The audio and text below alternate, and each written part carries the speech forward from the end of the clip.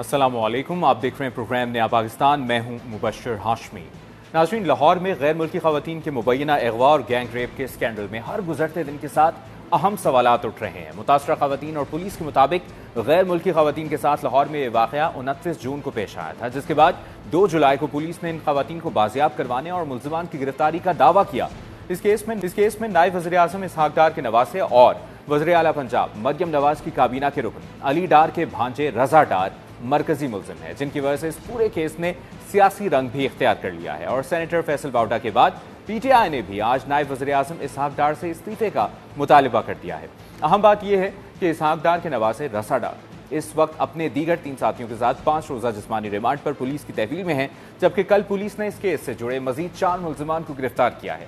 مگر اس کیس میں پولیس کے کردار اور دعووں کو لے کر سوالات کھڑے ہو رہے ہیں۔ واضح رہے کہ اس کیس میں 2 غیر ملکی خواتین میں سے ایک کا تعلق نیدرلینڈ سے ہے، جبکہ دوسری کا تعلق وینزویلا سے ہے، جو اسپین میں رہائش پذیر تھی، جنہوں نے 2 جولائی کو مبینہ اغوا سے رہائی پانے کے بعد درج FIR میں رضا ڈار سمیت دیگر ملزمان پر حبس بیجا میں رکھنے، اغوا کے دوران درندگی اور جنسی زیادتی کا نشانہ بنانے اور رہائی کے بدلے بیرون ملک مقیم اہل خانہ سے 15 لاکھ امریکی ڈالر تاوان کا مطالبہ کرنے جیسے سنگین الزامات لگائے ہیں۔ مگر اب یہ دونوں خواتین میڈیکل ٹیسٹ کروانے اور میجسٹریٹ کے سامنے 164 کا بیان ریکارڈ کروانے کے بعد بیرون ملک روانہ ہو گئی ہیں، جس کے بعد آج DIG فیصل کامران نے اس پورے کیس سے متعلق تفصیلی پریس کانفرنس کی، جہاں انہیں صحافیوں کے سخت سوالات کا سامنا کرنا پڑا۔ اہم بات یہ ہے کہ جمعرات کو لاہور پولیس نے اپنی پریس ریلیز میں خواتین کو 2 روز کے اندر بازیابی کا کریڈٹ لیتے ہوئے کہا تھا کہ وزیر اعلیٰ پنجاب نے ہالینڈ سے موصول اغوا کی 15 کال پر پولیس کو 2 گھنٹوں میں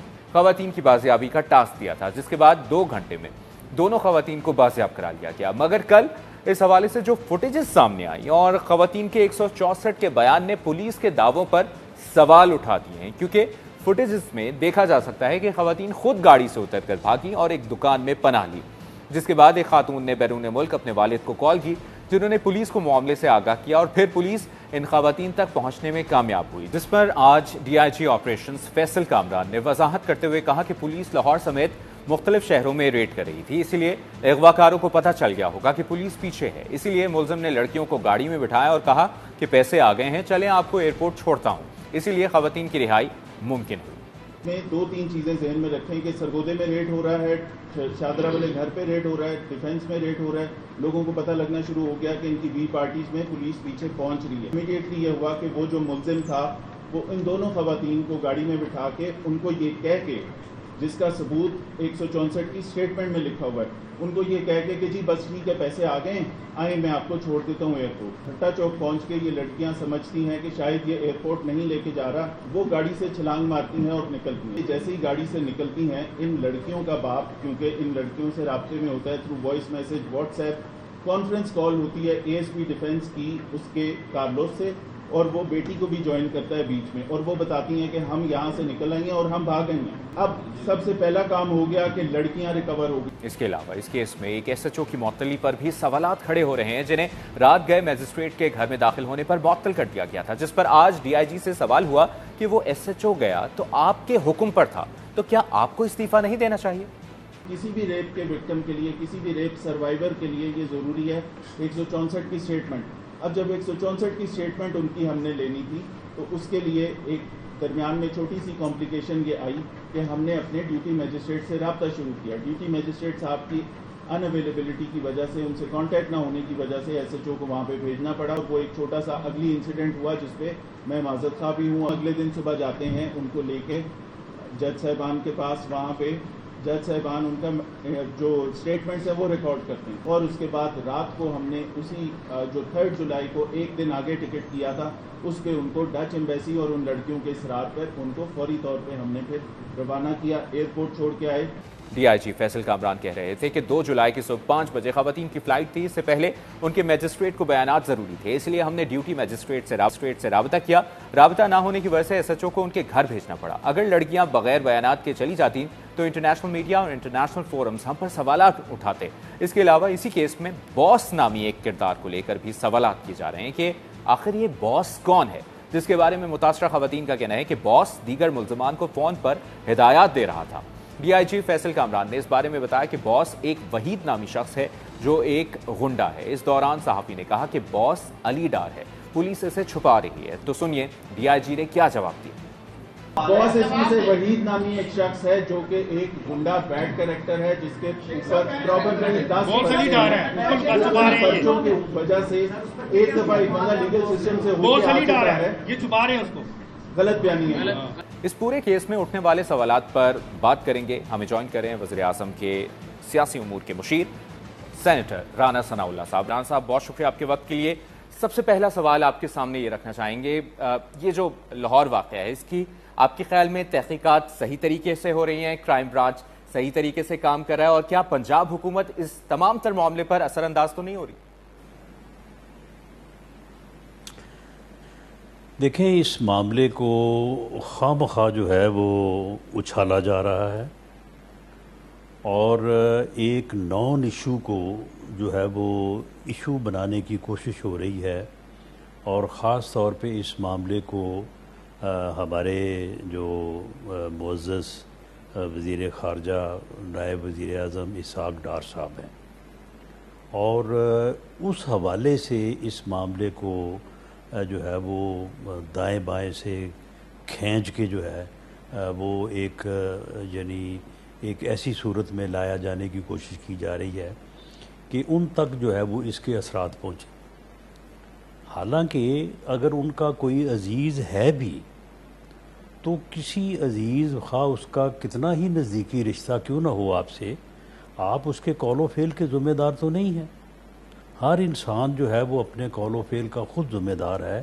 اس بات کو آئین واضح کرتا ہے، قانون واضح کرتا ہے، اسلامی شریعت جو ہے وہ واضح کرتی ہے۔ تو پھر یہ ایک انتہائی میں سمجھتا ہوں کہ گھٹیا ذہن ہے وہ کہ جو ایک یعنی خاص موٹو کے تحت جو ہے وہ اس معاملے کو جو ہے وہ چھاڑ رہے ہیں۔ جہاں تک اس معاملے کی حقیقت کا تعلق ہے، اس میں کوئی شک نہیں کہ رضا ڈار صاحب جو ہیں ان کا ان خواتین کے ساتھ کاروباری معاملہ تھا، اس میں کوئی لین دین کا ایشو بھی تھا۔ شاید انہوں نے یہ سوچا ہو کہ میں ان کو یہاں پہ بلا کے تو تھوڑا ان کو جو ہے وہ سکرو کروں گا تو میرے جو پیسے ان کے ذمہ ہیں وہ مجھے مل جائیں گے یا میں وصول کر سکوں گا۔ اس معاملے کو جو ہے وہ مس ہینڈل کیا گیا۔ جیسے ہی یہ معاملہ رپورٹ ہوا ہے لاہور پولیس کو، اس کے بعد یہ D I G operation Lahore نے بھی اس بات کو جو ہے وہ واضح کیا، اور ویسے بھی یہ ریکارڈ کے اوپر ہر چیز موجود ہے کہ ایک ایک لمحہ جو ہے اس میں جو ہے وہ رپورٹڈ بھی ہے اور اس میں ایکشن ہوا ہے۔ کوئی ڈیلے نہیں ہے on the part of the police, لیکن اور پھر جو ایویڈنس تھی اس کو مکمل طور پہ جو ہے وہ ریکارڈ پہ لایا جا کر ملزمان کو گرفتار کیا گیا ہے۔ آپ جو بات کر رہے ہیں، وہ ملزم جو ہے جس کے متعلق یہ کہہ رہے ہیں کہ وہ بڑا قریبی عزیز ہے، تو کیا اس کو جو ہے وہ اگر وہ قریبی عزیز نہ ہوتا تو شاید وہ پری اریسٹ بیل پہ ہوتا۔ آپ نے کہا رانا ثناء اللہ صاحب کہ یہ ایک نان ایشو کو ایشو بنایا جا رہا ہے، لیکن ایک عام شخص ہوتا اگر اور عام ملزم ہوتا، اس پر یہ الزام کوئی غیر ملکی خواتین لگاتی، ایک خاتون بھی نہیں کئی خواتین الزام لگاتی، تو کیا اس معاملے کو بھی ایسے ہی ڈیل کیا جاتا جس طرح اس معاملے کو کر رہے ہیں؟ میں کہتا ہوں اس کی اہمیت ہی کوئی نہ ہوتی، اس معاملے کو کوئی پوچھتا ہی نہ۔ اچھا رانا ثناء اللہ صاحب، ایک اور بہت اہم سوال یہ ہے کہ رات گئے ایس ایچ او کا کیا کام تھا جج صاحب کے گھر چھاپا مارنا اور پھر اس کے بعد اس کو معطل کر دیا گیا؟ جو صحافیوں نے آج سوال کیا ڈی آئی جی آپریشن سے کہ پھر معطلی تو اس کی بنتی تھی جس نے ایس ایچ او کو وہاں پر بھیجا، آپ کیا اس پر موقف ہے؟ دیکھیں اب یہی تو بات ہے، ڈی اے جی تک پھر آپ کیوں ٹھہرتے ہیں؟ آپ میرا خیال ہے کہ پھر آئی جی کو بھی معطل ہو جانا چاہیے، اور اس کے بعد پھر پوری لاہور پولیس بلکہ پوری پنجاب پولیس کو ہی معطل کر دیں۔ دیکھیں صورت یہ ہے کہ آپ اس معاملے میں جو یہ پرٹیکولر پوائنٹ آپ نے اٹھایا ہے، دیکھیں ان خواتین کی کوئی صبح 5 بجے جو ہے بیرون ملک ان کی روانگی تھی، جبکہ ان کا دفعہ 164 کا بیان ریکارڈ کرنا بس ضروری تھا، اگر وہ ریکارڈ نہ ہوتا تو بعد میں پھر اسی بنیاد کے اوپر جو ہے یہ سارا میڈیا، آپ بھی، ہم بھی، سب یہ مورد الزام ٹھہرا رہے ہوتے، اس ایس ایچ او کو بھی، اس انویسٹیگیشن آفیسر کو بھی، اس ڈی اے جی آپریشن کو بھی، کہ بھئی آپ نے یہ کیوں ان کا دفعہ 164 کا بیان نہیں کیا، کیوں آپ نے جو ہے یہ اتنی بڑی غلطی کی، آپ ملزموں کو سپورٹ کر رہے ہیں، آپ ملزموں کو بچانے کی کوشش کر رہے ہیں۔ تو اس مقصد کے لیے انہوں نے یہ کوشش کی کہ جو ڈیوٹی مجسٹریٹ ہے وہ رات ان کا بیان دفعہ 64 کا ریکارڈ کر لے ان کی بیرون ملک روانگی سے پہلے۔ وہ ایس ایچ او کو اوپر سے فورس کیا گیا ہوگا کہ بھئی آپ جائیں، ہر قیمت پہ جو ہے وہ جج صاحب تک یا ڈیوٹی مجسٹریٹ صاحب تک پہنچے، لیکن وہ ڈیوٹی مجسٹریٹ صاحب جو تھے وہ اس وقت اویلیبل نہیں تھے۔ بہرحال وہ ان تک پہنچا تو اس کے پہنچنے میں جو ہے وہ تھوڑا اس سے غلطی یہ ہوئی کہ شاید وہ اس نے جو ہے وہ گیٹ ناک کیا، وہ کہتا ہے کہ پہلے کھلا ہوا تھا، لیکن بہرحال وہ اس گیٹ سے جو ہے وہ اندر داخل ہو گیا۔ جج صاحب اس کے اوپر ناراض ہوئے، ان کی ناراضی کو ملحوظ خاطر رکھتے ہوئے اس ایس ایچ او کو بھی سزا اس لیے دی گئی کہ بھئی آپ نے اس چیز کو ملحوظ خاطر نہیں رکھا۔ ایک قانونی ماہر کے طور پہ میں آپ کے سامنے سوال رکھنا چاہتا ہوں اور اس پہ اپنی قانونی رائے دیجیے گا کہ اس طرح کی اگر باہر سے خواتین آتی ہیں، بے شک وہ وزٹ ویزے پہ ہیں، پرماننٹ ویزے پہ ہیں، لیکن ایک اس طرح کا الزام، اس طرح کی واردات ہو جاتی ہے، آپ کو نہیں لگتا خواتین کو باہر بھیجنے سے تحقیقات متاثر ہوں گی اس تمام تر معاملے کی؟ زیادہ بہتر ہوتا خواتین یہاں رہتی اور فیس کرتی اور جو معاملہ ہوتا پھر اس کو سٹیپ بائی سٹیپ دیکھا جاتا ہے؟ ایز قانونی ماہر بتائیے۔ دیکھیں، قانونی ماہر کے طور پہ یا قانون کے ایک ادنا طالب علم کے طور پہ جب ان کا 164 کا بیان ہو گیا ہے تو یہ جو صاحبان اب اس بات میں سے جو ہے وہ طوفان بپا کرنا چاہتے ہیں، ان کی خدمت میں یہ عرض ہے کہ یہ کمپلیٹ ایویڈنس، انڈیپینڈنٹ ایویڈنس جو ہے وہ اویلیبل ہے ٹو دی انویسٹیگیٹنگ ایجنسی۔ اب اس سے بڑھ کے انویسٹیگیشن ایجنسی کو ان ملزمان کو چلان کرنے، ان کو پروسیکیوٹ کرنے اور ان کے خلاف عدالت میں کیس چلانے کے لیے اور کسی چیز کی ضرورت نہیں ہے۔ اگر کسی مرحلے پہ وہ اگر تشریف نہیں لاتی واپس بیان ریکارڈ کروانے کے لیے تو یہ دفعہ 164 کا بیان ملزموں کو سزا دلانے کے لیے سفیشینٹ ہے، لیکن اگر ضرورت پڑے تو ان کو بلایا جا سکتا ہے۔ آپ کے خیال میں اس کیس کا اینڈ کیا ہوگا؟ اس کیس کا اینڈ جو ہے اس میں دو ہی چیزیں ہیں۔ کوئی بھی کیس جب فار پروسیکیوشن عدالت میں جاتا ہے اس کے دو ہی اینڈ ہیں، یا تو ملزم بری ہوتے ہیں یا ملزمان کو سزا ہوتی ہے۔ اس کیس میں میرا اپنا یہ اندازہ ہے کہ اگر ملزمان کو کوئی معافی تلافی یا کوئی کمپرومائز کی صورت نہ ہوئی، کیونکہ جو بھی مدعی ہوتا ہے وہ ہمارے قانون میں گنجائش ہے کہ وہ کسی وقت بھی جو ہے وہ اپنے بیان کو واپس لے سکتا ہے یا کمپرومائز کر سکتا ہے، تو اس کیس میں دفعہ 164 کے بیان کے بعد میری یہ رائے ہے کہ اس میں ملزمان کو سزا ہوگی۔ فیصل واوڈا صاحب کے بیان کی طرف آ جاتے ہیں۔ آپ کے خیال میں ان کا نائب وزیر اعظم کا استعفیٰ مانگنے کا مطالبہ درست ہے یا وہ اس معاملے کو ایک سیاسی رنگ دے رہے ہیں؟ انتہائی بے بنیاد ہے، بے بنیاد ہے، بلا جواز ہے، اور اس کا کوئی جو ہے وہ نہ سیاسی انداز سے نہ کسی اور انداز سے کوئی تک ہی نہیں بنتا۔ اسحاق ڈار صاحب انتہائی محنتی، باوقار اور شریف انسان ہے، ہر بندہ جو ان کو جانتا ہے وہ اس چیز کو سمجھتا ہے، لیکن کسی بھی ایک اچھے انسان کے رشتہ داروں میں، اس کے ملنے والوں میں کوئی آدمی بھی جو ہے وہ کسی حادثے کا شکار ہو سکتا ہے، کسی جرم کا ارتکاب کر سکتا ہے۔ اب اس میں ہمیں نہیں معلوم، ہم کوئی اس طرح کی سٹیٹمنٹ نہیں دے سکتے کہ رضا ڈار صاحب جو ہیں اس میں 100% گناہ گار ہیں یا رضا ڈار صاحب جو ہیں وہ اس میں بے گناہ ہیں۔ بہرحال یہ فیصلہ تو عدالت کرے گی، لیکن ان کے گناہ گار ہونے کی صورت یا بے گناہ ہونے کی صورت، دونوں صورتوں میں جو ہے وہ اس کی اپنی ذات کے علاوہ، کیونکہ وہ ایک عاقل بالغ انسان ہے، وہ کوئی بچہ تو ہے نہیں، تو اگر کسی کا اس میں اس کو کوئی سپورٹ نہیں ہے تو کسی کو قصوروار نہیں ٹھہرایا جا سکتا۔ اور اس کیس میں مجھے نہیں معلوم کہ کسی اور نے اس کی مدد کی ہو یا نہ کی ہو، لیکن اسحاق ڈار صاحب کے متعلق میں آپ کو یقین سے کہہ سکتا ہوں کہ انہوں نے اگر اس معاملے کا ان کو معلوم ہوا ہوگا تو انہوں نے بالکل یہی کہا ہوگا کہ بھی اس کا میرٹ کے مطابق جو اس کی ذمہ داری بنتی ہے، جس کی بنتی ہے، اس کے خلاف جو ہے وہ کارروائی کی جائے۔ 22 دن رہ گئے ہیں، 27 جولائی کو آزاد کشمیر میں الیکشن ہونے ہیں، اور جو کیمپیننگ ہم دیکھتے ہیں نا، کہیں پر بھی الیکشن ہونے ہوں تو الیکشن کی ایک گہما گہمی ہوتی ہے، سیاسی جماعتیں اپنی اپنی کیمپین چلا رہی ہوتی ہیں۔ ابھی جو مشکلات کا سامنا کرنا پڑا ہے آزاد کشمیر کے مختلف علاقوں میں، مرکزی قیادت جا نہیں پا رہی، انٹرنیٹ وہاں پر بند ہے، راستے بند ہیں، کس طرح کروائیں گے آپ لوگ الیکشن؟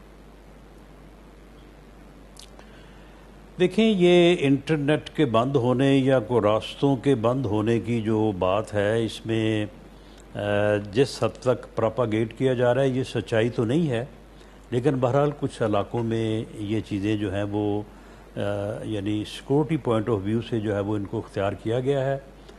ہماری یہ کوشش ہے یعنی فیڈرل گورنمنٹ کی کہ اس معاملے میں آزاد کشمیر کی حکومت کے ساتھ تعاون کرتے ہوئے اس میں بتدریج جو ہے وہ بہتری لائی جائے اور لوگوں کو پورا موقع دیا جائے کہ وہ اپنی پولیٹیکل ایکٹیویٹیز جو ہے وہ ان کو جاری رکھ سکیں، اور وہاں پہ جتنی بڑی تعداد میں جو ہے وہ لوگوں نے کاغذات جمع کروائے ہیں، اور جس طرح سے 3 بڑی پارٹیوں نے اپنے کینڈیڈیٹس کو اناؤنس کیا ہے، جس قسم کا لوگوں میں جوش جذبہ پایا جاتا ہے، آپ دیکھیں گے کہ ود ان اے ویک وہاں پہ جو الیکشن کمپین ہے وہ اپنے عروج پہ پہنچ جائے گی۔ صحیح، آپ کہہ رہے ہیں 1 ہفتے میں کیمپین شروع ہو جائے گی۔ جو مظاہرین کے مطالبات ہیں ان کو ماننا یا نہ ماننا ایک الگ بحث ہے، لیکن آپ کو نہیں لگتا ہے الیکشن سے پہلے مظاہرین کے مطالبات کو ٹیبل ٹاک پر لے آیا جائے، مذاکرات کی ٹیبل پر لے آیا جائے، زیادہ بہتر ہوگا؟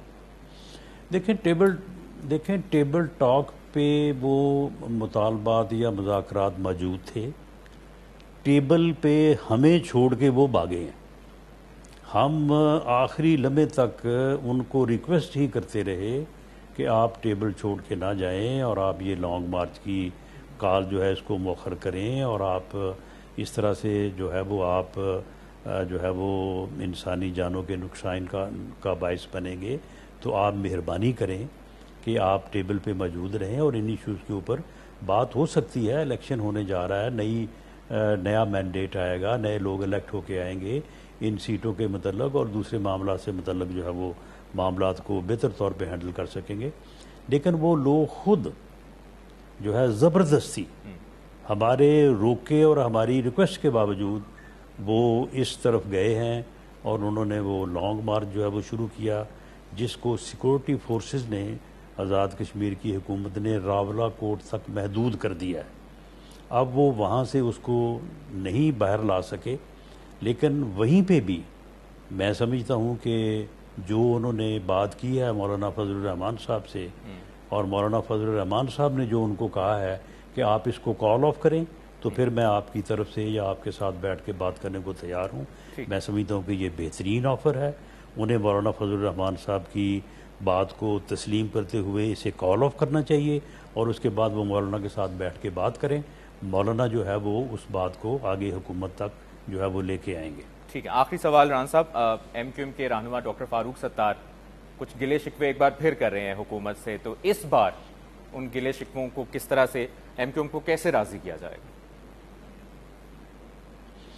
دیکھیں، ہم ایم کیو ایم کے گلوں کو یا ان کے شکووں کو اپنی جگہ پہ جو ہے وہ عزت احترام دیتے ہوئے ہم بالکل ان کے ساتھ متفق ہیں کہ آئین کے آرٹیکل 140A میں جو فردر بلدیاتی اداروں کو یا جو پروونشل فائنانس کمیشن کے اجرا اور اس کو جو ہے وہ جو فنڈز ہیں، جس طرح سے مرکز سے صوبوں کو جاتے ہیں، صوبوں سے آگے ڈسٹرکٹ، ڈویژن اور تحصیل کی سطح پر جو ان کا موقف ہے، ہم اس کی پوری سپورٹ کرتے ہیں۔ ہم ان کے اس معاملے میں ان کے ساتھ ہیں، ہم ان کے موقف کو درست سمجھتے ہیں، لیکن آئین میں امینڈمنٹ جو ہے وہ کنسنسس کے بغیر نہیں ہو سکتی، اور کنسنسس جو ہے اس میں پیپلز پارٹی ایک ہماری بڑی کولیشن پارٹنر ہے، ان کے ساتھ ہم نے یہ بات اٹھائی ہے، اور اس کے اوپر وہ کئی دفعہ ہم سے ناراض بھی ہوئے ہیں، لیکن اس کے باوجود ہم نے بار بار اٹھائی ہے. اگر اس کے اوپر کنسنسس ہو جائے گا تو بالکل ہم اس امینڈمنٹ کو لانے کے لیے تیار ہیں، جو مطالبہ ہے ایم کیو ایم کا. ٹھیک ہے، بہت بہت شکریہ آپ کا وزیر اعظم کے مشیر سیاسی امور اور رانا ثناء اللہ صاحب، آپ نے پروگرام میں وقت دیا. ایک بریک لیتے ہیں، بریک کے بعد ایک اور ایشو پر بات کریں گے. ہمارے ساتھ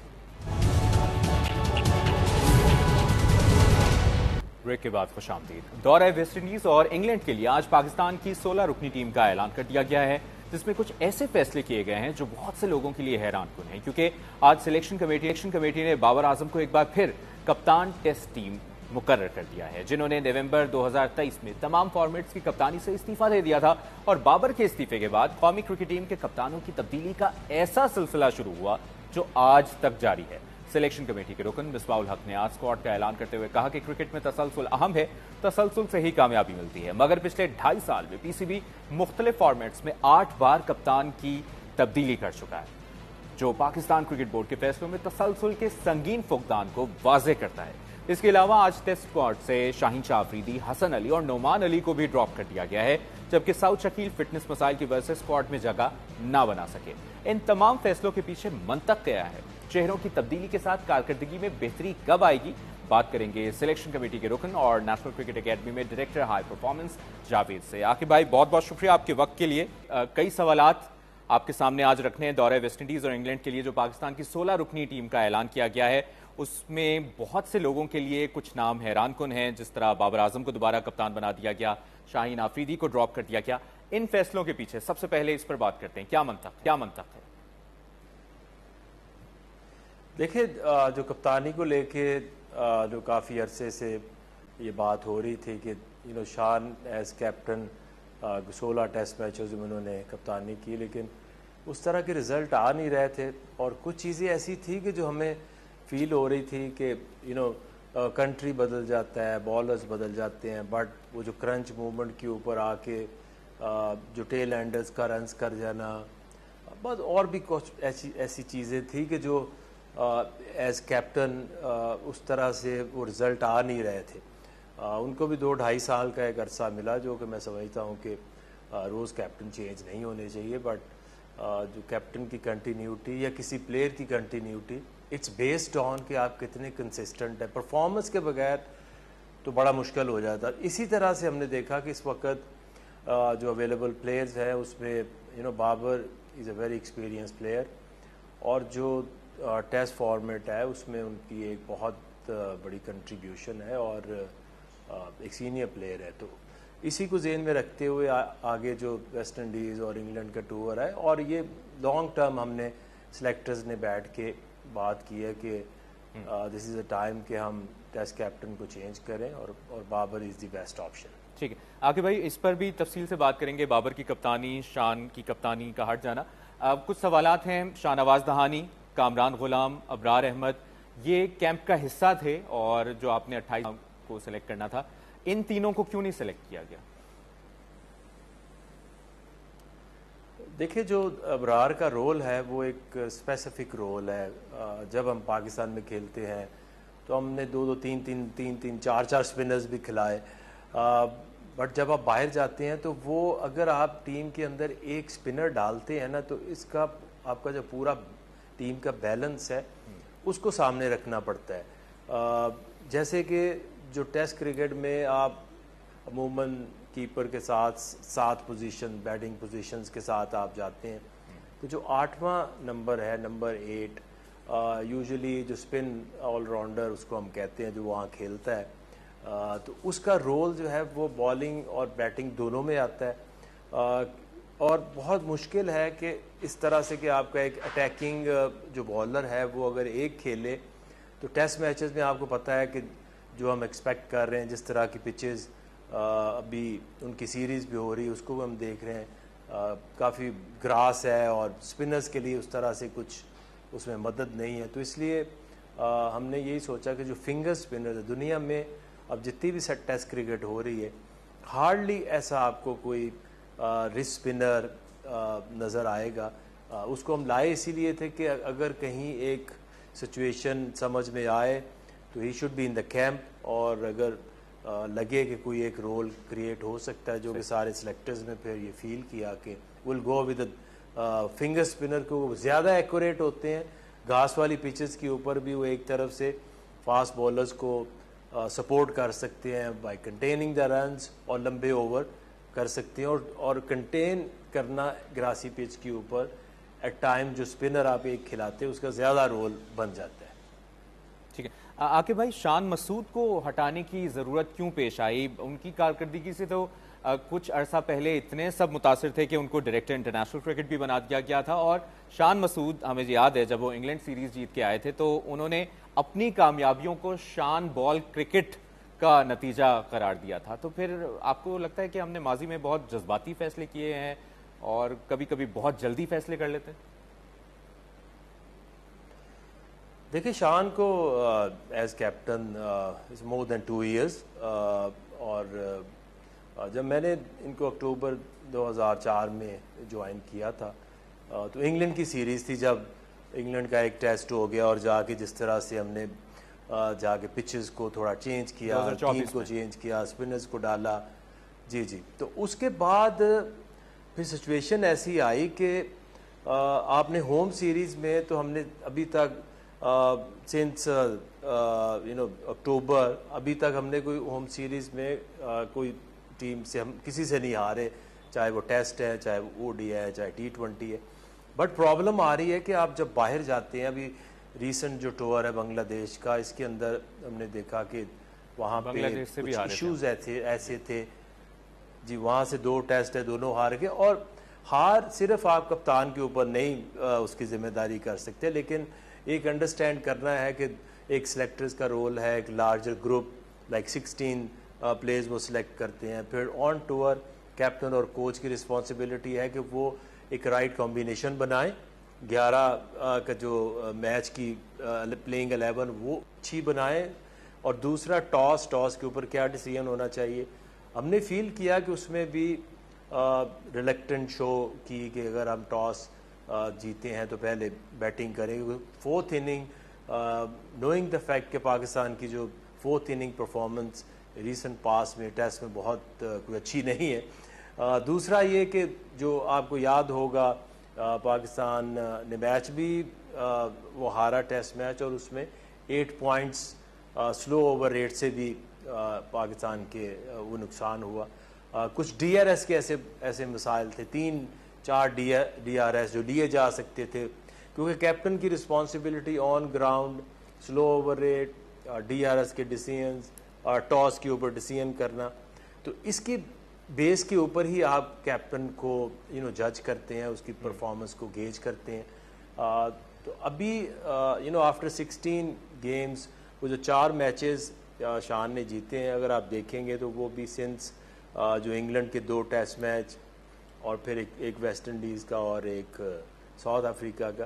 میں سمجھتا ہوں کہ جس طرح کی کنڈیشنز ہم نے بنائی تھیں, وہ ویسٹ انڈیز کے بھی دونوں ٹیسٹ جیتنے چاہیے تھے, وہ تو پچھلے کیلنڈر میں آگے جو آپ کا ٹیسٹ میچ کا تھا. اس میں آپ نے ساؤتھ افریقہ کو اگر آپ سیکنڈ ٹیسٹ میچ دیکھیں جو پنڈی میں ہوا تھا تو وہ آپ کے کنٹرول میں تھا. پھر آپ ان کا ایک اس پچ کے اوپر جہاں جو آپ کے ٹاپ آرڈر ہیں وہ رنز نہیں کر پا رہے, نیچے سے نمبر 9 کے اوپر متھو سوامی ایک جو بالر تھا اس نے 100 کر دیا. تو یہ وہ چیزیں ہیں جو کہ آپ گرپ بھی کرتے ہیں میچ کو, اور پھر جو گیم پلان ہے یا اسٹریٹجیز کے حوالے سے ہم وہ گرفت لوز کر رہے تھے اور وننگ مومنٹس کے پاس جا کے میچز آ رہے تھے. تو ان چیزوں کو ذہن میں رکھتے ہوئے ہماری ڈسکشن چل رہی تھی, سارے سلیکٹرز نے پھر یہی فیصلہ کیا کہ دس از اے ٹائم کہ we should move forward and bring Babar as a captain. Babar کی ابھی بھی جو کنٹریبیوشن ہے جب آن گراؤنڈ, لیکن عاقب بھائی اسی دوران مصباح الحق نے جو آج پریس کانفرنس میں کہا کہ کرکٹ میں تسلسل بہت اہم ہوتا ہے, تسلسل سے ہی کامیابی ملتی ہے, مگر پچھلے کچھ عرصے سے اگر آپ کے ٹینیور سے ہی بات کر لی جائے 2.5 سال سے وہ تسلسل شاید نظر نہیں آ رہی. مختلف فارمیٹس میں 8 بار کپتان تبدیل ہوا ہے, جس کا آغاز نومبر 2023 سے ہوا. بابر کو کپتانی سے ہٹایا گیا, شان مسعود کو ٹیسٹ کپتان بنایا گیا, اور پھر واپس آج یہی ہوا. کچھ اگر ہم ریکال کر لیں آپ کے لیے بھی اور ہمارے لیے بھی تاکہ آپ بہتر طریقے سے اس کا جواب دے سکیں. نومبر 2023 میں بابر اعظم نے استعفیٰ دیا. نومبر 2023 میں شان مسعود کیپٹن بنے ٹیسٹ کے. نومبر 2023 میں شاہین آفریدی T20 کپتان بنے. 2024 مارچ میں شاہین کو ہٹایا گیا. بابر اعظم دوبارہ کیپٹن بنے. 2024 میں بابر نے ریزائن کیا, محمد رضوان بن گئے. 2025 میں رضوان ہٹے, سلمان علی آغا آ گئے. 2025 میں ہی رضوان ODI کیپٹن سے ریموو ہوئے, شاہین شاہ آفریدی کو بنا دیا گیا, اور آج شان مسعود کو ریموو کر کے بابر اعظم کیپٹن بنا دیا گیا. کیا ہے یہ تسلسل؟ اس کو آپ کس طرح سے ایلیبوریٹ کر سکتے ہیں, کس طرح سے جسٹیفائی کر سکتے ہیں؟ دیکھیں, یہ میرا تو ٹینیور ابھی 1.5 سال کا ہے. میں نے تو انگلینڈ سے شروع کیا تھا, انگلینڈ سیریز سے اکتوبر 2014. جی. اچھا, جو آپ بات کر رہے ہیں نا کہ جو تسلسل ہے اس کو برقرار رکھنا چاہیے, تو ٹیسٹ میچ میں تو 2023 میں شان کو کیپٹن بنایا, جیسے 3 ایئرز, آلموسٹ 2.5 ایئرز. یہ ایک رن ہے جو ایک کیپٹن کو ملتا ہے 3 سال, کم از کم 2.5 سے 3 سال. اس میں آپ کے لیے دیکھنا آپ نے یہ ہوتا ہے کہ آپ کی جو ٹیم کی پرفارمنس ہے اور جو ڈیسیژن میکنگ ہے, is it going on a right track, آپ کے ریزلٹس آ رہے ہیں, آپ کی جو ڈیسیژنز ہیں وہ جسٹیفائی ہو رہے ہیں, پھر تو کسی کو کوئی پرابلم نہیں ہے. بٹ اگر آپ کی جو ٹیم ہے اور اس کی جو پرفارمنس ہے اور آپ کی جو ڈیسیژن میکنگ ہے, اگر اس میں پرابلم آ رہی ہے, تو پھر کوئی 2.5-3 سال بعد اگر کسی کیپٹن کو چینج کیا بھی جائے تو آئی تھنک یہ کوئی بہت جلدی نہیں ہے, آپ ڈیسیژن اس کے اوپر لے سکتے ہیں. جو باقی آپ نے تھوڑی سی چینجز کی بات کی, دیکھیں یہ بھی جب آپ کسی کو کپتان بناتے ہیں تو ڈپینڈ کرتا ہے کہ وہ کپتان کس طرح سے ٹیم کو لیڈ کرتا ہے. آپ کو جہاں پرابلمز نظر آئیں کہ ٹیم کو صحیح طریقے سے ایک تو کنٹرول کرنا, صحیح کمبینیشن کو کھلانا, ٹاسز کے بعد صحیح ڈیسیژنز لینے, گیم پلان آپ کا کیا ہے, مقصد یہی ہے کہ آپ بہتر سے بہتر ٹیم بنائیں اور آپ کی ٹیم جو ہے وہ بہتر رزلٹ لے کر آئے. تو آپ نے جس طرح ذکر کیا, اکتوبر 2024 سے اب تقریباً 2.5 سال سے زیادہ کا وقت ہو جاتا ہے, اور آپ کے انڈر ہم 10 میچز کھیلے ہیں, ٹیسٹ میں 6 ہارے ہیں, جس میں ویسٹ انڈیز, بنگلہ دیش, ساؤتھ افریقہ شامل ہے, 4 ہم جیتے ہیں. بطور رکن سلیکشن کمیٹی اور بطور ڈائریکٹر ہائی پرفارمنس سینٹر, آپ اپنی کارکردگی سے مطمئن ہیں, اپنے ڈیسیژن سے مطمئن ہیں؟ دیکھیں, جو ٹیسٹ میچز ہیں, جو اگر آپ دیکھیں تو شان کی بھی بات ہو رہی تھی کہ جب سے وہ بنے ہیں 2.5 سال سے, اس کے بعد جب ہم نے پچھلے اکتوبر میں 2004 میں چارج سنبھالا تھا, تو اس کے بعد آپ نے 4 ٹیسٹ میچ جیتے. جو چاروں جیتے ہیں وہ صرف اور صرف وہ ہیں جو انگلینڈ کے اگینسٹ 2 جیتے تھے, اور ایک ویسٹ انڈیز اور ایک ساؤتھ افریقہ. اس کے بعد آپ نے جو ٹیسٹ میچز باہر کھیلے ہیں, اس کے بعد ابھی 2 میچز آپ کے بنگلہ دیش کے ہیں, اور 2 ٹیسٹ میچز آپ کے ساؤتھ افریقہ کے اندر تھے. اگر آپ دیکھیں تو ہماری جو ٹیسٹ کرکٹ ہے وہ پچھلے جو ٹیسٹ کرکٹ کا جو سائیکل تھا ٹیسٹ چیمپئن شپ کا, اس میں بھی آخری ختم کیا. اب اس کے بعد اب ٹیسٹ کرکٹ ہم یہ بالکل میں ماننے کو تیار نہیں ہوں کہ ہمارے کو رزلٹ بہت اچھے ہیں, ابھی اسٹرگلنگ, اور اسی بیس کے اوپر ہم اس کو چاہ رہے ہیں کہ آخری نمبر پہ ہیں, کیونکہ ہم اگر بنگلہ دیش سے ہاریں گے اور پھر ہم ایکسپیکٹ کیا کریں گے, کیونکہ اگر آپ ہوم میں سیریز کم از کم اگر آپ جیتتے نہیں ہیں تو آپ ڈرا کر لیں. ہماری پرابلم بالکل آ رہی ہے جہاں پہ آپ اوے سیریز کھیلتے ہیں, وہاں پہ آپ کی سکسیس نہیں آ رہی. آلدو ساؤتھ افریقہ میں ان ساؤتھ افریقہ جو پہلا سنچورین ٹیسٹ میچ تھا وہ بھی اتنا کلوز جا کے پھر وہ جو ٹیل اینڈرز تھے دے اسکورڈ لائک لاسٹ 70-80 رنز, اور وہ بھی ایک میچ ہم ٹیسٹ میچ ہمیں جیتنا چاہیے تھا.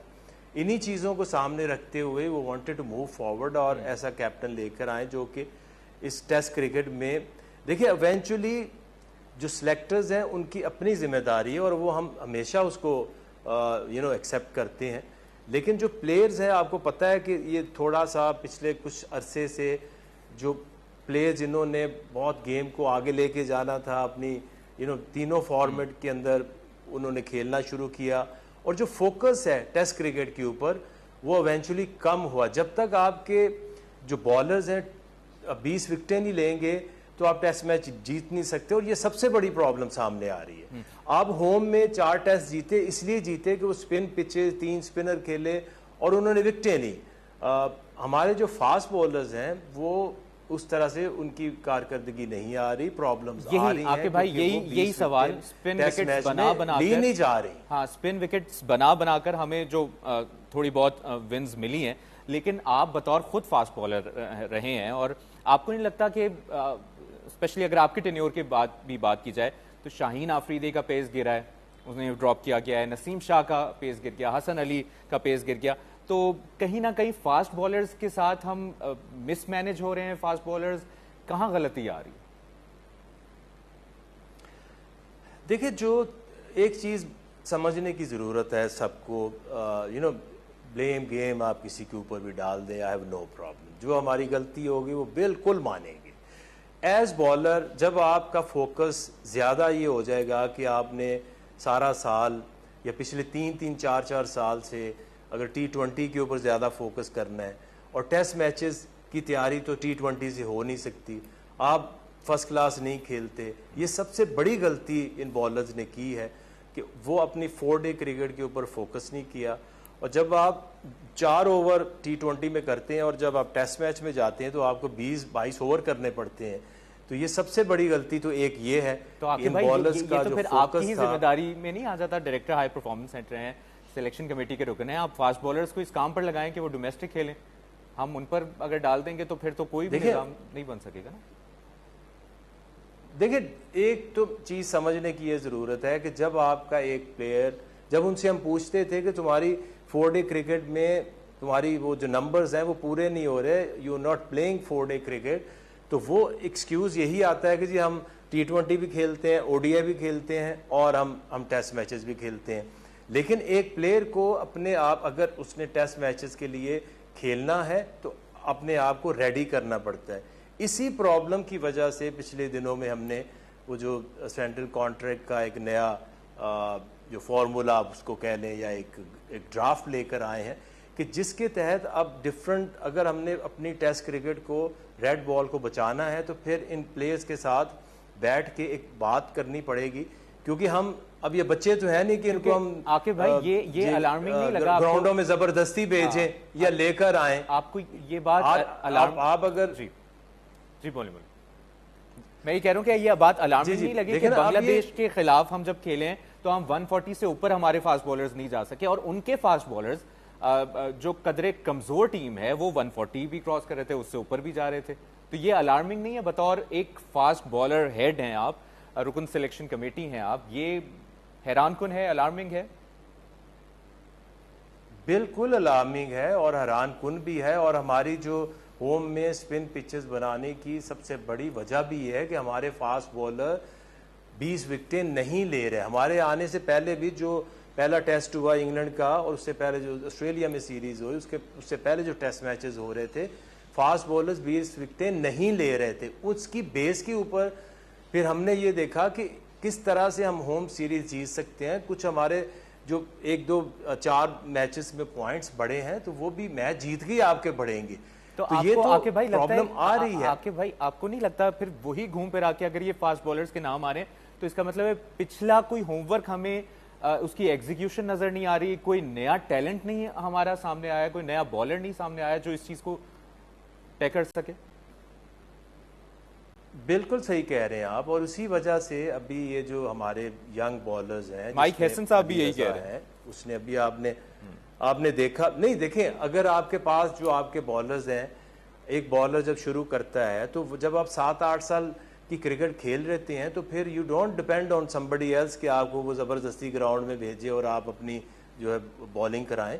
یہ ہر پلیئر کی رسپانسبلٹی ہے, کیونکہ اب وہ دور نہیں رہا کہ جی آپ کا جو پلیئر ہے وہ 365 days is under your belt, your control.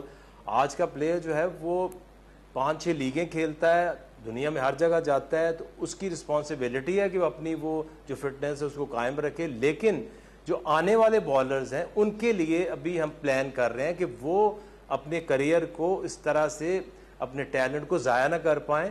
تو اسی لیے آگے آپ کے جو 4-5 بالرز ہیں ابھی ہائی پرفارمنس پہ وہ کام کر رہے ہیں. اگلے سیزن میں آپ کو علی رضا ہے, سبحان ہے, ایک قیوم لڑکا ہے, از بولز ایٹ لائک 150, ابو زار ہے, از بولڈ ایٹ لائک 148. بھائی ان کو کب موقع ملے گا, کب ہم پرانے بالرز پر ہی ریلائی کرتے رہیں گے, کب تک؟ اب ہم لاسٹ پر ہیں اور پچھلے سال بھی ہم لاسٹ پر تھے, تو ہنگامی بنیادوں پر کام کرنے کی ضرورت نہیں ہے آپ کو لگتا ہے؟ بالکل ہنگامی ضرورت ہے, اور اسی کے اوپر ہم لگے ہوئے ہیں سارے. 50 کے قریب یہاں پلیئرز آئے ہوئے تھے, ان بالرز کے اوپر کام ہو رہا ہے. یہ جو نئی ہم نے ٹیم سلیکٹ کی ہے, اس میں جو اگر آپ عبید شاہ کو دیکھیں تو وہ ایک بالر پورے کیمپ میں ہمیں نظر آیا کہ جو 140 پلس بالنگ کر رہا ہے, ہم نے اس کو انکلوڈ کیا. محمد علی جو کہ ایک لمبے سپیل کرتا ہے, اسی لیے لاسٹ جو ٹور ہے اس کی اور اس کی اگر آپ فاسٹ بالنگ دیکھیں تو اس میں خاصی چینجز لے کر آئیں, تاکہ پیس ہے. عامر جمال کو لے کے, عامر جمال از ناؤ آپ بہتر طریقے سے جانتے ہیں عاقب بھائی, فٹ اینڈ بالنگ شارپ. آپ بہتر طور پہ جانتے ہیں جب محمد عامر یا وسیم اکرم وقار یونس, ایون آپ لوگ ینگ ایج میں آئے تھے, اور جو ینگ ایج میں پیس ہوتی ہے وہ فاسٹ بالر کی, وہ اگر ہم ایج بھی کمپیریزن کریں تو آج کل وہ نظر اس طرح نہیں آتی. آگے بڑھتے ہیں. بابر اعظم کو آپ کے خیال میں کس بنا پر کپتان بنایا گیا؟ ان کی پرفارمنسز کو اگر ہم دیکھ لیں تو شان کی جو ایوریج تھی وہ کپتان بننے کے بعد 34.06 تک پہنچی, اور اس سے پہلے کپتانی سے پہلے ان کی 28.51 تھی. اور جب بابر نے کیپٹن بنے تھے وہ 2023 میں, تو انہوں نے اپنے ہر فارمیٹ میں بہت سٹرگل کیا تھا, اور ان کی ایوریج 27 سے نیچے رہی تھی. تو بابر اعظم کو آپ کس طرح جسٹیفائی کریں گے, کس بنا پر کپتانی ملی ہے, یہ سوال. اور اگر ہم انڈین کرکٹ ٹیم سے ہی کمپیریزن کریں, ہم نے دیکھا سورو گنگولی, ان کے بعد آئے دھونی کے بعد آئے کوہلی کے بعد آئے روہت شرما کے بعد ایک نیا ٹیلنٹ آ کے کپتانی میں بھی نئے ٹیلنٹ سامنے آتے رہے, بیک اپس بنتے رہے. ہم گھوم پھرا کے 2 سال بعد وہی کپتان اگر آ جائے گا تو اس کا مطلب ہے ہم نے کوئی بیک اپ کپتانی میں بھی تیار نہیں کیا. دیکھیے, اگر آپ سارے فارمیٹ کی بات کریں, جو آپ انڈیا کی مثال دے رہے ہیں, تو وہ آپ مثال اس کی T20 کے کیپٹن کی دے رہے ہیں, ون ڈے کے کیپٹن کی دے رہے ہیں, ٹیسٹ کا کیپٹن کوئی اور ہوتا ہے. اسی طرح سے اگر آپ دیکھیں تو پاکستان کے بھی کیپٹن جو ہیں وہ T20 میں بھی چینج ہوا, ون ڈے میں بھی چینج ہوا. جو ٹیسٹ کرکٹ ہے, ایک تو یہ ہوتی بہت کم ہے. آپ کو مثال دیتا ہوں کہ آپ کے ایک سال میں 35-36 T20 ہوتے ہیں, 8 سے 10 آپ کے ون ڈے ہوتے ہیں, اور آپ کے جو ٹیسٹ میچز ہیں وہ 4 سے 5 ہوتے ہیں. تو جب تک آپ کے جتنے کم میچز ہوں گے, آپ کا جو کیپٹن ہے اس کے چانسز تبدیل ہونے کے کم ہو جاتے ہیں, کیونکہ وہ سیریز ہیں اتنی جلدی آتی نہیں ہے.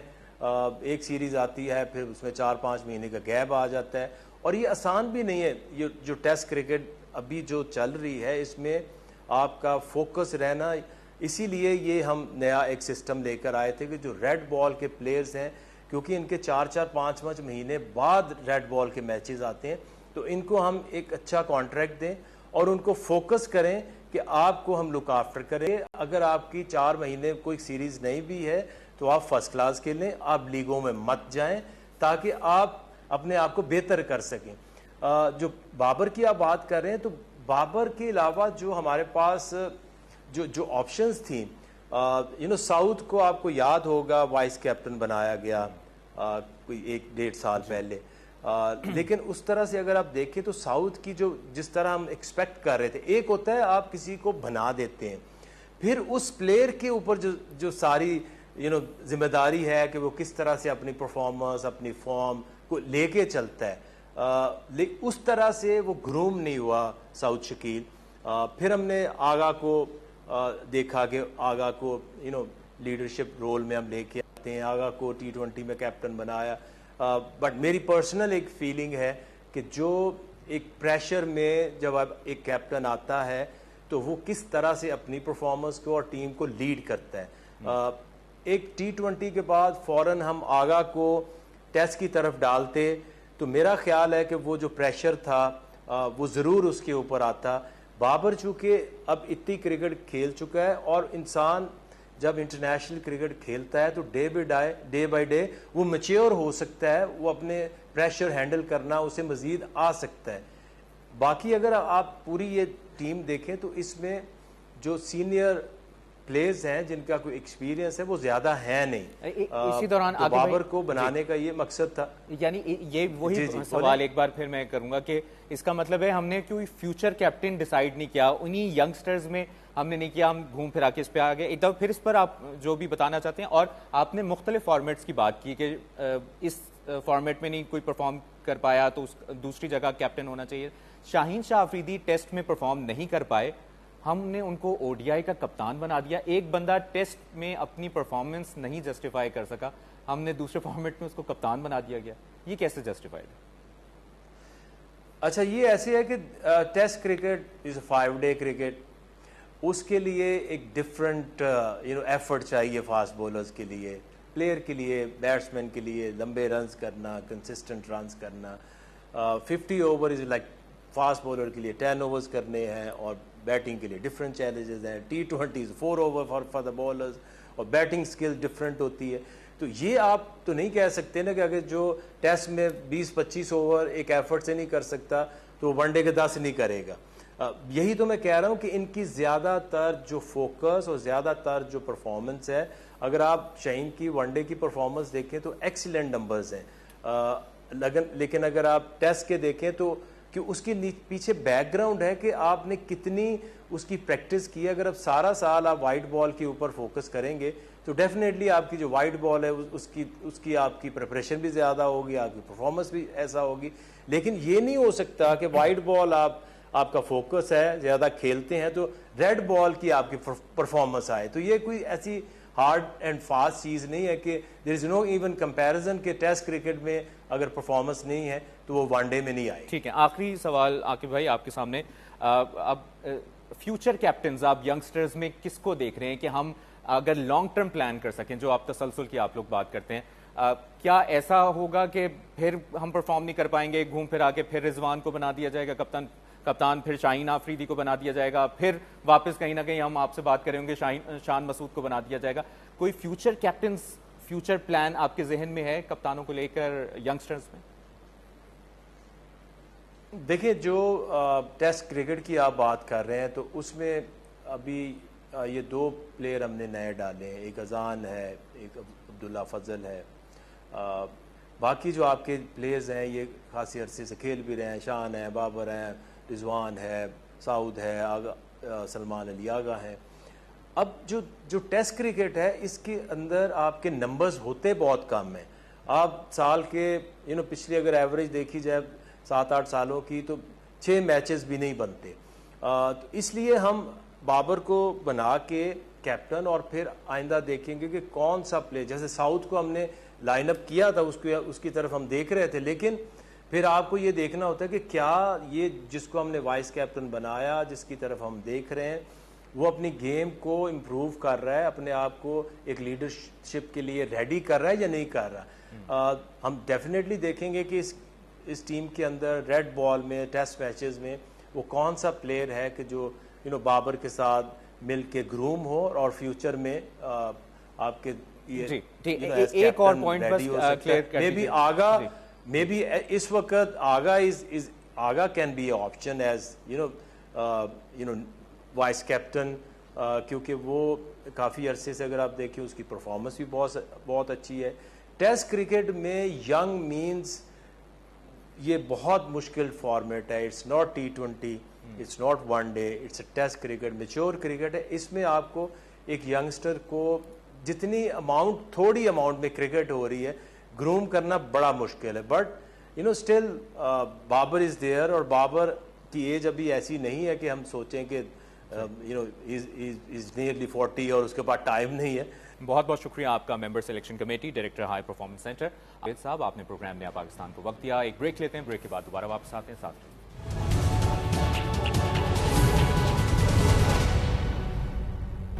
بریک کے بعد خوش آمدید. ایران کے سابق سپریم لیڈر شہید آیت اللہ خامنئی سمیت ان کے خاندان کے دیگر 4 افراد کی نماز جنازہ آج تہران میں ادا کر دی گئی ہے, جہاں इंतहाई जज्बाती और रिक़्क़त आमेज़ मनाज़िर देखे गए हैं।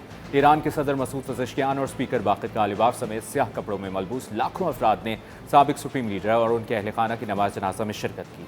साबिक़ सुप्रीम लीडर आयतुल्लाह ख़amenei के तीन बेटों में मसूद और मुस्तफ़ा ख़amenei भी अपने वालिद की नमाज जनाजा में पहली सफ़ में खड़े नजर आए। तेहरान के बड़े मजहबी और सकाफ़ती मरकज़ इमाम ख़ुमैनी मुसल्ला में मारूफ मजहबी रहनुमा आयतुल्लाह जाफ़र सुबहानी ने नमाज जनाजा पढ़ाई। यानी ईरान पर हमले और सुप्रीम लीडर की शहादत के बाद अमरीका को जो उम्मीदें थीं कि ईरान के अवाम अपनी हुकूमत के खिलाफ सड़कों पर निकल आएंगे, अमरीका की ये ख्वाहिश तो पूरी ना हुई, बल्कि अब शहीद आयतुल्लाह ख़amenei की आखिरी रसूमात में जो मनाजिर देखे जा रहे हैं उससे अमरीका और बिलखुसूस सदर ट्रंप की सुबकी हो रही है, क्योंकि इस वक्त ईरान में इतने लोग साबिक़ सुप्रीम लीडर की मोहब्बत में सड़कों पर निकल आए हैं जिसकी मिसाल कम ही मिलती। ये हैं वो मनाजिर जिन्हें देखकर सदर ट्रंप भी हैरान है। अमरीकी न्यूज़ इदारे एक्सियस से गुफ्तगू में अमरीकी सदर ट्रंप ने कहा कि मैं ईरान के साबिक़ सुप्रीम लीडर की आखिरी रसूमात को देख रहा हूँ और मैं ये देख कर हैरान हूँ कि कुछ ईरानी जनाजे में रो रहे थे, क्योंकि मेरा तो ख्याल था कि लोग ख़amenei से नफरत करते हैं, इसलिए शायद ये आंसू असली नहीं सिर्फ दिखावे के हैं। यानी सदर ट्रंप अब भी ये मानने को तैयार नहीं कि लोग आयतुल्लाह ख़amenei से असल में अक़ीदत रखते हैं, जबकि इन रसूमात में अमरीका मुखालिफ जज्बात भी हावी हैं। और आज नमाज जनाजा में भी बदले की अलामत समझे जाने वाले सुर्ख झंडे लहराए गए। नमाज जनाजा के बाद अब कल तेहरान में शहीद आयतुल्लाह ख़amenei के जनाजे का मरकज़ी जुलूस निकाला जाएगा, जिसके बाद जनाजे को क़ुम ले जाया जाएगा, जबकि 9 जुलाई को मशहद में तदफीन से पहले जनाजे को इराक़ के शहर नजफ़ और करबला भी ले जाया जाएगा।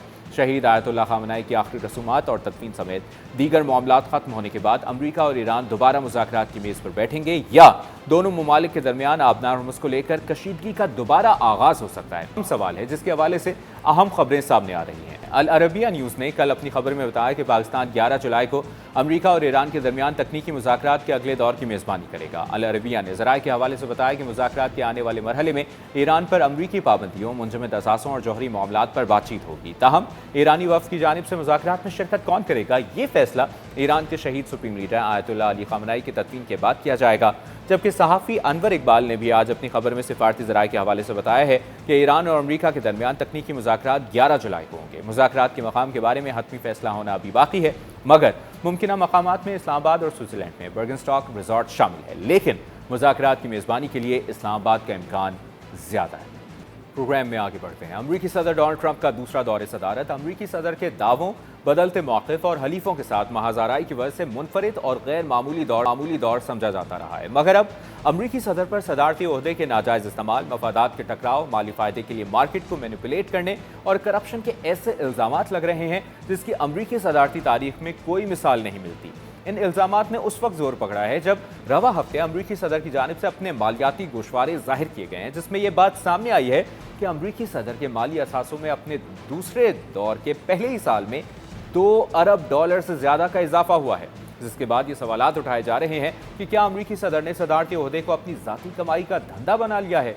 अहम बात यह है कि मंगल को सदर ट्रंप की जानिब से अपने मालियाती असासों से मुतालिक रिपोर्ट जारी की गई, जो 900 सफ़हात से ज़ायद पर मुश्तमिल है। इस रिपोर्ट में ये बात सामने आई कि साल 2025 यानी अमरीकी सदर के दूसरे सदारती दौर के सिर्फ पहले साल में अमरीकी सदर की आमदनी में $2.2 अरब का इजाफा हुआ है।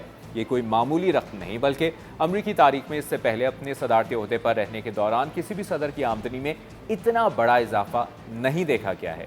इस ताज़ा रिपोर्ट के बाद अमरीकी सदर पर करप्शन और मफादात के टकराव का इल्ज़ाम लगाया जा रहा है। अब अमरीकी सदर पर ये इल्ज़ाम क्यों लग रहे हैं, इस आगे चलकर आपके सामने रखते हैं। पहले आपको बताते हैं कि अमरीकी सदर की दौलत में इतना बड़ा इजाफा किस तरह मुमकिन हुआ। अमरीकी सदर की मालियाती रिपोर्ट के मुताबिक अमरीकी सदर की इस आमदनी में इजाफे का सबसे बड़ा जरिया क्रिप्टो करेंसी है, जिससे अमरीकी सदर ने तकरीबन $1.4 अरब कमाए, जिसमें से सदर ट्रंप को वर्ल्ड लिबर्टी फाइनेंशियल से $500 मिलियन से ज़ायद हासिल हुए, जो कि एक क्रिप्टो कंपनी है और ये कंपनी सदर ट्रंप ने अपने बेटों के साथ मिलकर शुरू की थी। इसके अलावा अमरीकी सदर ने अपने नाम के ट्रंप डॉलर मीम कॉइन्स की फ़रोग से मजीद $63 करोड़ कमाए। इसके अलावा अमरीकी सदर ने अपनी गोल्फ क्लब से भी मजमूई तौर पर तकरीबन $20 करोड़ से ज़्यादा की कमाई हासिल की। अमरीकी सदर ने अपने मालियाती गोशवारों में तकरीबन $86 मिलियन की आमदनी ऐसी भी जाहिर की जो कि उन्हें ABC न्यूज़, CBS ब्रॉडकास्टिंग और मेटा जैसे प्लेटफॉर्म से लीगल सेटलमेंट के नतीजे में हासिल हुई है। मगर असल सवाल उनके क्रिप्टो से होने वाली आमदन पर उठाए जा रहे हैं, क्योंकि दिलचस्प बात यह है कि जहां अमरीकी सदर ने क्रिप्टो करेंसी और अपने मीम कॉइन से करोड़ों डॉलर कमाए हैं, वहीं सदर ट्रंप के क्रिप्टो कॉइन के तकरीबन 10 लाख खरीदार $3.8 अरब की खतीर रकम डुबो बैठे हैं। ये पूरा मामला क्या है, ट्रंप को लाखों डॉलर्स का फायदा और आवाम को अरबों डॉलर्स का नुकसान कैसे हुआ, इस हवाले से CNN ने अपनी रिपोर्ट में दिलचस्प तफसीलात बताई।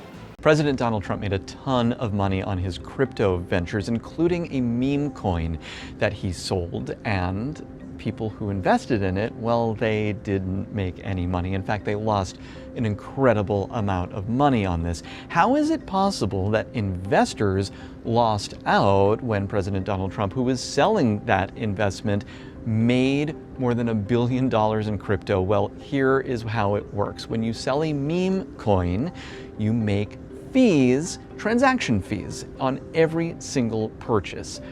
But the investment itself, that's how investors either gain or lose money. So irrespective of that decline, and they were massive declines, President Donald Trump collected fees along with the Trump Organization. But the people who were actually investing in the meme coin, those prices fell, they lost out. That's how that works. यानी अमरीकी सदर ने अपनी crypto currency से खूब पैसे कमाए हैं, मगर इस करेंसी के खरीदार घाटे में हैं। मगर यहाँ सवाल सिर्फ अमरीकी सदर की आमदनी में हैरान कौन इजाफे का नहीं है, बल्कि सवाल ये पैदा होता है कि कहीं अमरीकी सदर की आमदनी में ये इजाफा कॉन्फ्लिक्ट ऑफ इंटरेस्ट यानी मफादात के टकराव का नतीजा तो नहीं है, क्योंकि 2021 में अमरीकी सदर ने फॉक्स न्यूज़ को एक इंटरव्यू में क्रिप्टो करेंसी को एक स्कैम करार दिया था और कहा था कि ये करेंसी डॉलर की कदर पर असरअंदाज हो रही है। मगर इस इंटरव्यू के 3 साल बाद 2024 की सदारती मुहिम के दौरान अपने इस बयान से यू टर्न लेते हुए सदर ट्रंप ने कहा था कि वो इस करेंसी को crypto capital of the planet बनाना चाहते हैं, जबकि जनवरी 2025 में दूसरी मरतबा सदर बनने के बाद डोनाल्ड ट्रंप ने क्रिप्टो करेंसी के हक में कई पॉलिसियां मुतारिफ करवाई हैं, जिनमें अपनी दूसरी मुद्दत के आगाज़ में ही सदर ने ऐलान किया था कि उनकी हुकूमत मखसूस डिजिटल असासों की कीमतों को मुस्तहकम रखने में मदद के लिए एक कौमी स्ट्रेटेजिक क्रिप्टो करेंसी रिजर्व कायम करेगी। इसके अलावा उन्होंने व्हाइट हाउस में तारीख की पहली क्रिप्टो करेंसी कॉन्फ्रेंस की मेज़बानी भी की। फॉर्ब्स के मुताबिक इक़्तिदार में वापसी के पहले ही साल में ट्रंप की कुल मालियत तकरीबन 3 गुना बढ़कर $2.4 अरब से $6 अरब हो चुकी है। उनकी दौलत में इस इजाफे की एक बुनियादी वजह क्रिप्टो करेंसी से होने वाला मुनाफा है। इसीलिए व्हाइट हाउस में खिदमात सर अंजाम देने वाले साबिक वकुला ने इसे करप्शन और मफादात का टकराव करार दिया है। सदर ट्रंप के पहले दौर में व्हाइट हाउस में अमरीकी सदर के वकील रहने वाले टी.वाई. कॉब ने CNN से बात करते हुए कहा कि अमरीकी सदर क्रिप्टो के हवाले से ऐसी पॉलिसियां बना रहे हैं जिससे सिर्फ उन्हें और उनके ख़ानदान को फ़ायदा हो रहा है। उन्होंने कहा कि इस वक्त हम तारीख की सबसे बड़ी करप्शन देख रहे हैं, जबकि जॉर्ज W. बुश के दौर में व्हाइट हाउस के एथिक्स लॉयर रहने वाले रिचर्ड पेंटर के मुताबिक किसी अमरीकी सदर को इतनी बड़ी रकम कमाते नहीं देखा गया। ये सिविल वॉर के बाद सबसे बड़ा मफादात का टकराव है, मगर व्हाइट हाउस समेत खुद अमरीकी सदर ने इन इल्ज़ामात को मुस्तरद कर दिया है। अमरीकी सदर ने बुध को सहाफ़ियों से गुफ्तगू करते हुए कहा कि वो मुनाफा इसलिए कमा रहे हैं क्योंकि स्टॉक मार्केट ऊपर जा रही है, हर कोई मुनाफा कमा रहा है। दूसरी जानिब अमरीकी नशरियाती इदारे CNN ने एक तज्ज़िये में लिखा है कि सदर ट्रंप के मालियाती गोशवारों में सदर के खिलाफ किसी किस्म की मुजरिमाना कार्रवाई या गैर कानूनी काम का कोई सबूत या इशारा तो नहीं मिला है, मगर अमरीकी सदर को इस मामले पर सियासी एहतसाब का सामना करना पड़ सकता है। CNN के मुताबिक अब एक सवाल ये है कि क्या ट्रंप की दौलत से मुतालिक मफादात के टकराव पर नाकदीन के बढ़ते हुए खदशात आवाम पर असर डालेंगे, वो भी ऐसे वक्त में जब ज़्यादातर अमरीकियों के माली हालात सदर जितने अच्छे नहीं हैं। सदारत के ओहदे को आमतौर पर एक अवामी अमानत समझा जाता है जिसका मकसद सबके फ़ायदे के लिए हुकूमत करना है। इसलिए ये फितरी बात है कि ट्रंप के इतने बड़े माली फ़ायदे वोटर्स को बेचैन कर सकते हैं। कुछ शहरियों को ये बात बुरी लग सकती है कि सदर इस ओहदे का मिसयूज़ कर रहे हैं, जिस ओहदे पर उन्हें वोटर्स ने अपने मसाइल के हल के लिए बिठाया है। मगर ट्रंप हुकूमत ने क्रिप्टो इंडस्ट्री को अपनी मौशी पॉलिसी का मरकज़ बना रखा है और कई माहिरीन का कहना है कि हुकूमत इस इंडस्ट्री पर लगी सरकारी निगरानी और सख्ती को नरम कर रही है।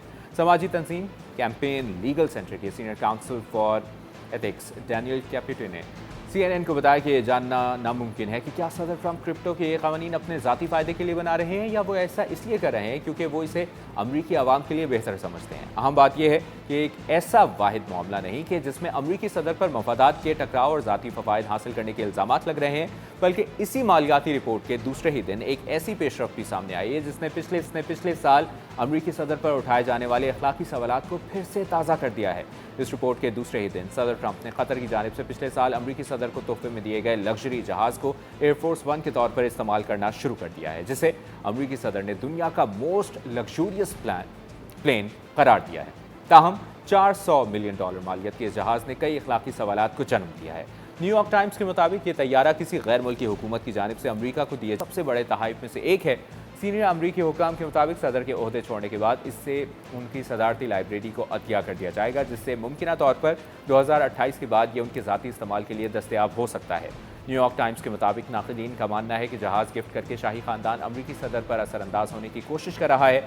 नया एयरफोर्स वन इन मुतअद्दिद सौदों में से एक है जो सदर ट्रंप ने बतौर सदर किए हैं, जिससे उनकी अपनी ज़ात या उनके ख़ानदान को ज़ाती फ़ायदे भी हासिल हुए हैं। अमरीकी एयरफोर्स के सेक्रेटरी ने पिछले साल अमरीकी ऐवान नुमाइंदगान की कमेटी को ब्रीफिंग में बताया था कि इस जहाज़ को अमरीकी सदर के इस्तेमाल के काबिल बनाने के लिए $400 मिलियन से कम रकम खर्च होगी। इसलिए अमरीकी सदर पर अमरीकी टैक्स पेयर्स के पैसों से लग्जरी जहाज़ पर सफ़र करने पर भी तनकीद का निशाना बनाया जा रहा है। डेमोक्रेट के अमरीकी रुकन ऐवान नुमाइंदगान जेम्स वॉकिनशॉ ने अपनी पोस्ट में लिखा कि लाखों अमरीकी सिर्फ बर्गर के लिए जैसे तैसे पैसे जोड़ रहे हैं। दूसरी तरफ सदर ट्रंप $400 मिलियन के पुरतायुश तैयारे में परवास कर रहे हैं। अमरीकी खानदान परेशान है, जबकि ट्रंप अपने ही पैदा किए गए बिगाड़ के ऊपर उड़ रहे हैं। न्यू जर्सी से डेमोक्रेट सेनेटर कॉरी बुकर ने लिखा कि अमरीकी टैक्स पेयर्स के लाखों डॉलर्स एक ऐसे लग्जरी जहाज़ की रेनोवेशन में लगाए गए हैं जो कि अमरीकी सदर को एक ऐसे मुल्क की जानिब से गिफ्ट किया गया जहां अमरीकी सदर की फैमिली के कारोबारी मामला थे। प्रोग्राम से इजाज़त दीजिए, अपना ख्याल रखिएगा, अल्लाह हाफ़िज़।